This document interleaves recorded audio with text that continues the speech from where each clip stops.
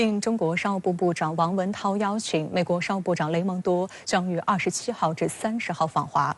访华前夕，美商务部宣布将27个中国实体从未经验证清单中剔除，被美媒认为是向北京抛出橄榄枝。21号，国务院总理李强在北京会见了美中贸易全国委员会成立50周年访华团。李强表示，中美经济互补性远大于竞争性。他还特别提及，中国开放的大门不会关闭，只会越开越大。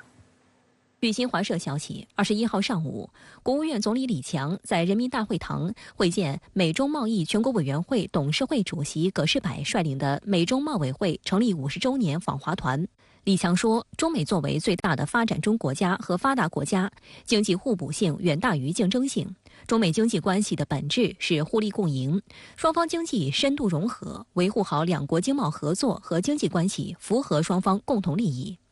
李强坦言，中美关系和经贸合作当前面临一些困难，需要双方都拿出诚意，相向而行，共同努力。中美完全可以共同发展，携手为全人类的美好未来做出更大贡献。美中贸委会成立于1973年6月，是非政府、非营利组织。在其200多家会员公司中，既有包括可口可乐等大型企业，也有相当比例的小型企业和服务业公司。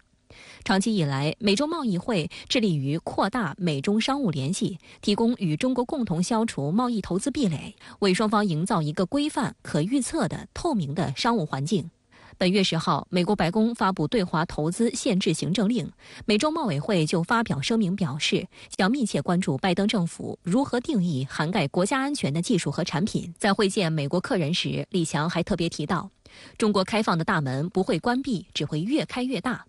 他表示，中国大市场蕴含着巨大增长潜力和机遇，将持续扩大市场准入，全面优化营商环境，落实好外资企业国民待遇，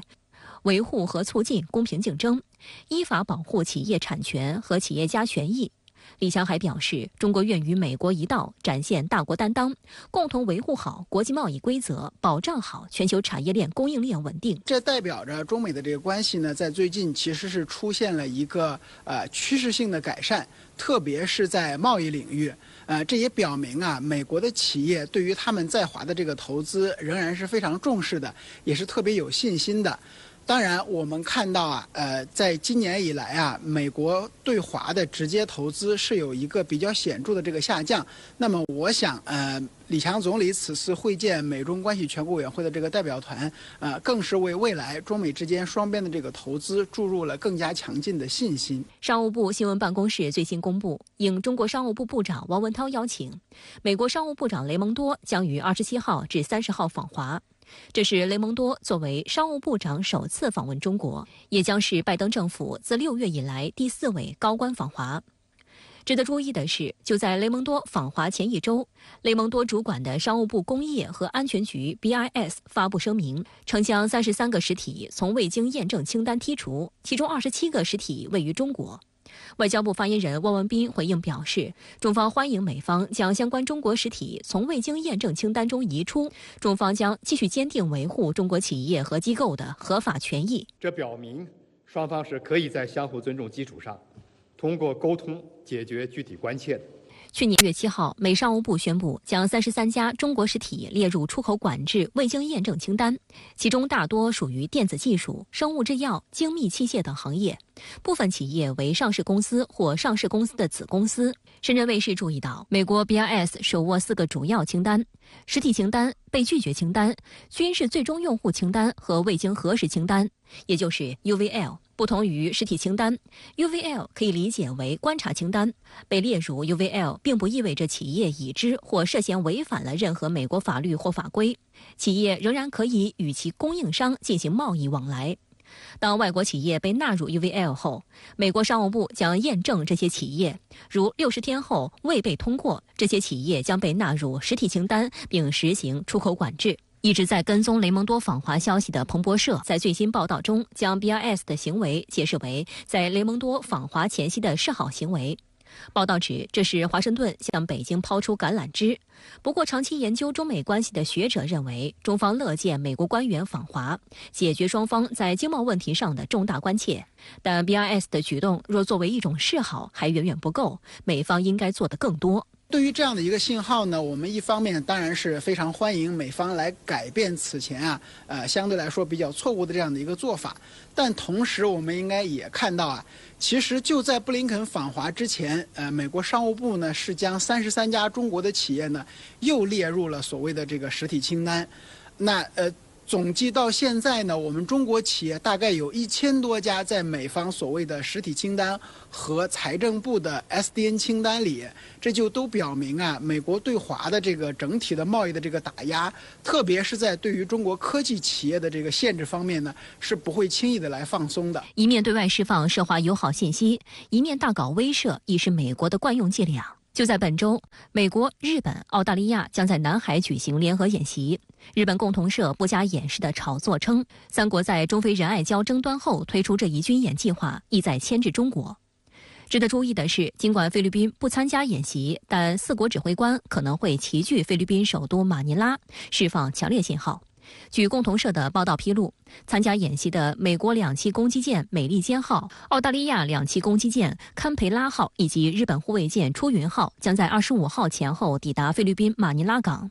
此外，军事专家注意到，美日澳此次出动的都是2栖战舰，具备很强的夺岛作战能力。因此，菲律宾是否参加军演、有没有军舰已经不重要，因为它只是美日澳介入南海局势的由头。菲方的反应显然也在对美亦步亦趋。中国海警局新闻发言人刘德军表示，22号，菲律宾2艘运补船和2艘海警船未经中国政府允许，再次擅自进入中国南沙群岛仁爱礁临近海域。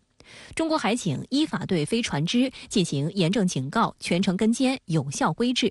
同时，针对非未搭载用于大规模加固违规建材的实际，从人道主义出发，对菲方坐滩军舰运送食品等必要生活物资做出了临时性特殊安排。刘德军表示，中国对包括仁爱礁在内的南沙群岛及其附近海域拥有无可争辩的主权，坚决反对菲律宾有关方面借运补之机向非法坐滩军舰运送违规建材。中国海警将依法在中国管辖海域持续开展维权执法活动。本月5号，菲律宾船只擅闯仁爱礁海域，向非法坐滩24年之久的菲方军舰运送物资。